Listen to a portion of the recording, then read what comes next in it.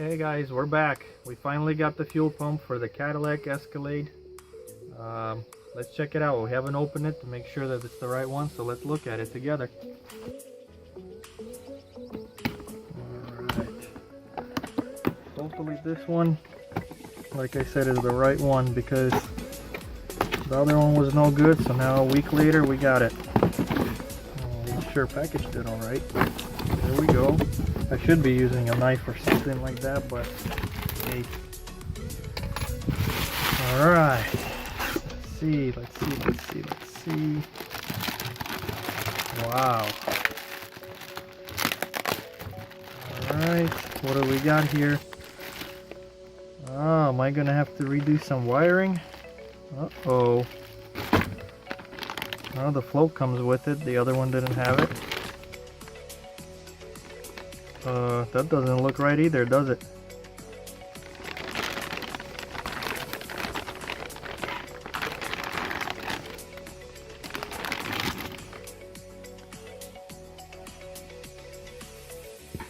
Alright, we're gonna bring the other one over. Alright, well, don't look the same again.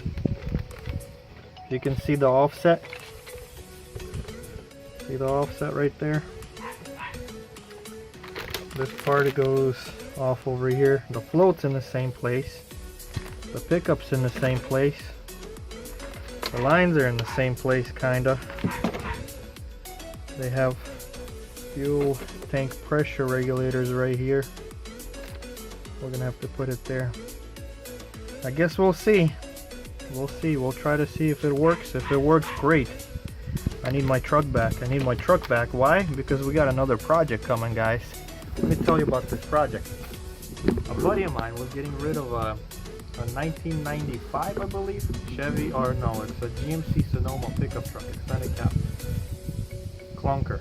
He said it's been sitting for years and years. The tires are all flat, the paint's peeling. He said, oh man, this thing ain't gonna run, it's a piece of junk, we're gonna throw it away. I said, you know what?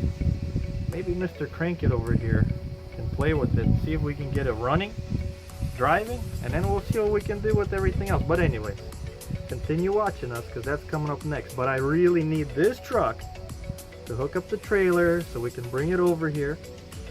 So let's just hope that this goes together and we can get the truck over and start working on some cool stuff. Alright, so we got to get this pressure sensor thing off. Alright, it's pretty simple. All it is a rubber grommet. Here it is right here. So what you do, you take a flathead screwdriver and just gently, don't break it. Don't break it. Oh! Okay, it's not broken. See? And all it does is it measures the amount of pressure you got in your fuel tank. That's what it does. Alright, so what we do, now you go to the bottom of this. Right here. And then we'll get it out. Push it. Bam. Bam, son. Like Joe Rabbit would say.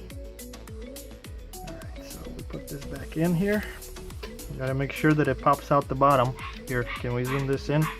When you guys slide this rubber grommet back in, you gotta keep on pushing on it to make sure that it slides in.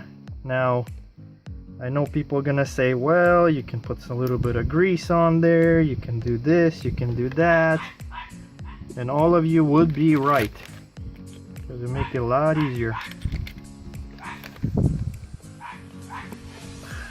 But that's how we roll right here, guys.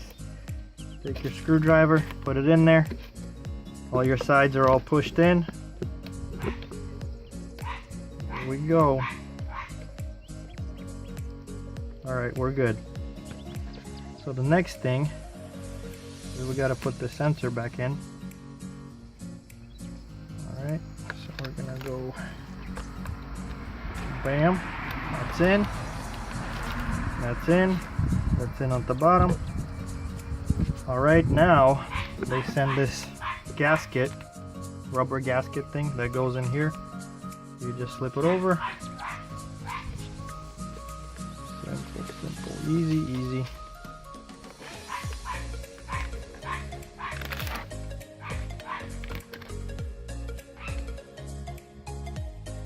All right.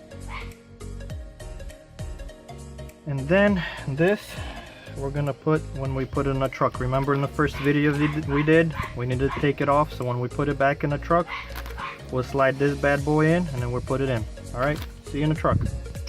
All right, here we are, we're back in here. Here's our fuel tank, that's where it's gotta go. One thing I gotta say is make sure that this right here, this is where the gasket seats. Make sure it's clean. All right, make sure it's just cleaned off.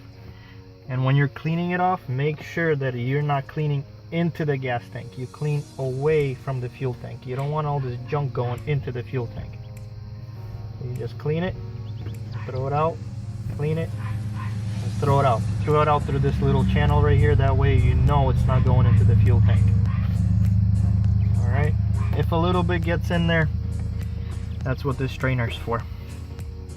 All right. So now.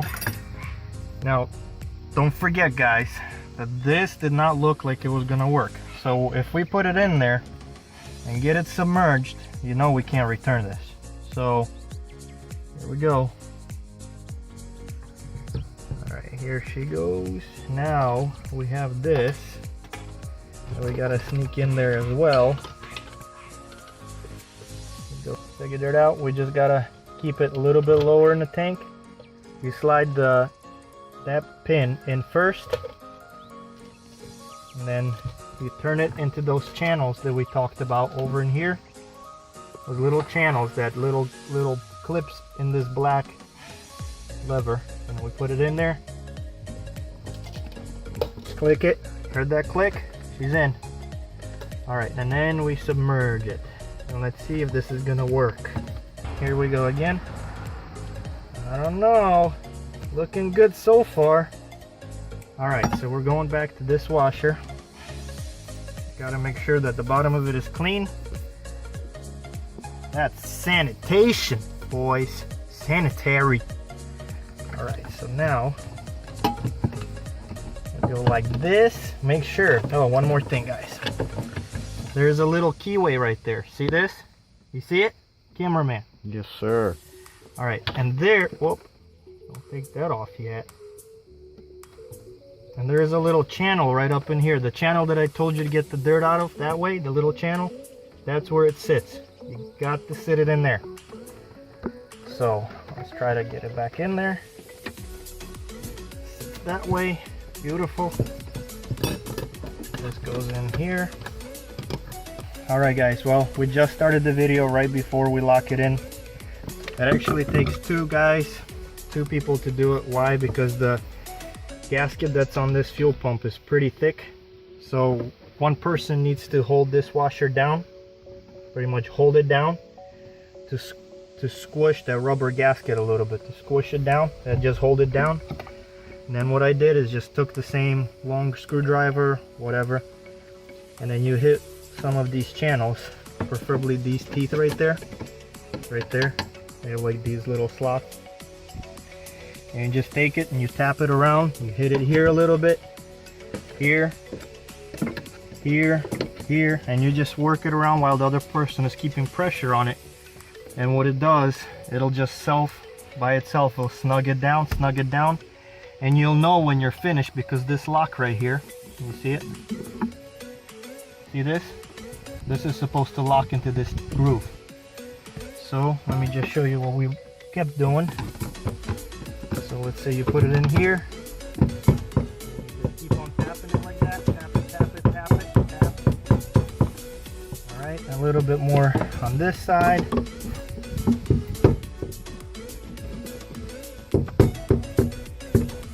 Boom. All right, you go back to here.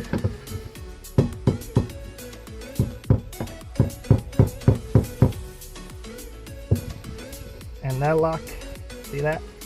It's locking right there. It's already in that groove and it's good to go. All right, so now we know that the pump is tight, it's sealed, and we're gonna make our connections. Ah, you know what else I need to get those off of that other pump? Those little round plastic container clips that we talked about. Alright, so we'll do that and be right back. Alright, so people are gonna say, well, you said take it off, but you didn't show how you did it. They don't just slide right off. So, you take a flathead screwdriver, you go underneath, and what you're trying to do is lift up these guys right here. Right, so the easiest way is you go underneath, pry it a little bit, boom, one's out, spin it over, the other one comes out, and they slide right out. Same thing on this guy, slide it, spin it over, and that one's out. You can buy these new, they're not expensive in any way, so you can just get them. I think they're like $4 or $5 or something like that at the parts store, but we don't do that. And you just slide this guy back over, clips in, slide this guy over, clips in. Well, you know what, so far this pump looks like it might work. Now, you gotta align these locks, these little grooves right in here. Let me get my professional pointer. These grooves, I don't know how I can point them to you. You can see them right here, right? Yes. These little pointers. They gotta line up with these holes in the hoses. There you go, like that. And now, there's a skinnier hose, skinnier. It's about 1/4 of an inch. This is a little bit bigger, okay, maybe 3/8. The skinnier one is the closest one to the passenger. The fatter dude goes towards the driver's side. So skinny passenger, fatty driver. Excuse me. Oversized hose, larger hose. I don't know. So what we do, boom, that's clicked in, and you'll hear it when you line these guys up and it clicks. Listen. Oh, she's clicked. It's in. Yes, more. All right, now this is nothing here. So don't write it. Well, you missed the one in the middle. There's nothing there. It's just, don't worry about it. So then what we do is click this guy back in. Oh man, I can feel it. It's getting there. My baby's gonna run again, I hope. All right, this safety thingamajigger goes in here as well. Boom, now we're safe. All right, everything's good, everything's tight. All right, well, boys and girls, actually, I'm gonna do a bonus feature. I'm gonna tell you, we didn't start the videos because I went on YouTube to see what's the quickest way to do these fuel pumps in these trucks besides dropping the fuel tank. You heard my story with the full tank of gas that I got, and now it's full and I didn't want to drop it. The way to test for a bad fuel pump, the simplest, the easiest way to do it, I'll show you underneath the hood. All right, and what we did here on the driver's side of the engine, here's those two lines that we just plugged in. There's the bigger one, 1/2 inch, I believe it's 1/2 inch or 3/8. This is the 1/4 one, the skinnier one. You can see one's bigger, one's smaller. So one is feeding the injector rails and one is returning some of the leftover fuel or whatever else it is that's going back. So what you do to test your fuel pump, if it's good as no good, is you go ahead and you get in your truck, you disconnect these guys, and they sell this little round tool, and you can go to your Advance whatever store, O'Reilly's, and you buy this tool and you tell them fuel line disconnect tool. It's very inexpensive, and what it is, it clips around here. When this is on, it clips around here. You push the tool in, and what you're doing is these little clips that are in here, as you can see, the little teeth, it just pushes those teeth in, and you just slide the line out. So you put the tool in, slide it in, slide the line out. Easy. So what we're gonna do is we're gonna reconnect. Boom. Oh, and I didn't finish telling you, when you disconnect these, turn your ignition on. If you don't have any fuel coming out of the big boy, I believe, yeah, your fuel pump's not working. Easy way to tell. Don't have to get no fuel pressure testers and any of that type of stuff. Easy, foolproof way to tell. If you disconnect both of those, you crank your engine, turn in the ignition. You don't even have to crank the engine. You turn the ignition on, nothing coming out, your fuel pump's dead. Before you change your fuel pump, check your fuses. Alright, that's another thing. I've seen it in the shop so many times. People changing $100 parts, never check the fuse. Speechless. Alright guys, this is the tool we were talking about, or I was talking about. Alright, so you slide it in there, and it slides off.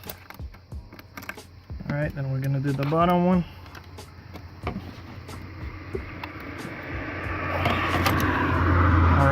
Alright, so we're going to see if it runs. Where's the keys? I don't know. Oh man. Alright, we'll find the keys, see if she runs. Alright, we're starting the video at the rear end of the truck. I know.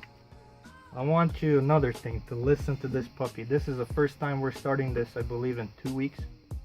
We just put the pump in. Your guys are going to be the first ones to hear, well, besides me and the cameraman, to hear this puppy run. But I also want you to listen to this sound, and I will disclose the secret if you wait all the way to the end. So here we go. Let's go.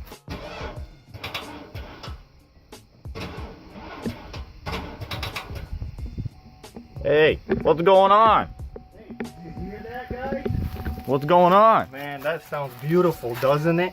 Yeah, dead battery. I told you, see, this is the truth about the Crank It channel. We say only the truth. It was sitting here for quite a while, killed my battery. Alright, we're gonna get a jumper on it, and we'll start her up.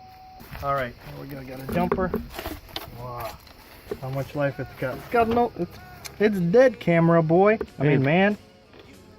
Alright, the whatever, lights don't work. You know what? Come on, it's man. dead. I charged it. Yeah, you charged it. Make sure you when? put the... Okay. You charged it. Unbelievable. Alright, these camera people, these years, days. Alright, now go back to the muffler. Fine.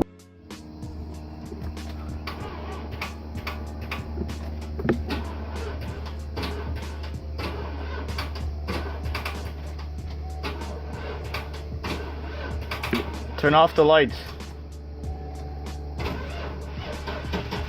Oh yeah.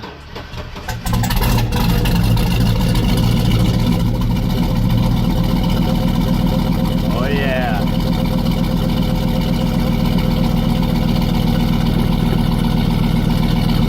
What did I tell you, boys? What did I tell you? She's running. We did it. We did it. We found it. That's an awesome sound for a Cadillac. That's an awesome sound. I promised you I was going to tell you what that is. It's got the original muffler on this thing. Original muffler. The only thing it's missing is the catalytic converters. You're not supposed to do that. By law, the EPA and everything else, you're supposed to have your catalytic converters on. What happened to mine? They broke up inside, started clogging everything up. So I just cut them off, welded a piece of pipe in, and it's working great for now. Although we are going to be replacing them, and that's another video I'm going to show you. We're going to be buying some offline, off a website a lot of people buy parts on them. So we're going to be replacing those, hopefully here sometime short. But she's running. We're going to have the lights coming down, so we're going to have a video 3. Fairly quick right after this one to show you how we close up the metal patch that we made, and also replacing the fuel filter on this thing. Might as well do that too. But we accomplished what we wanted. Finally 2 weeks came through. We got everything done. She's running. Don't forget, crank it.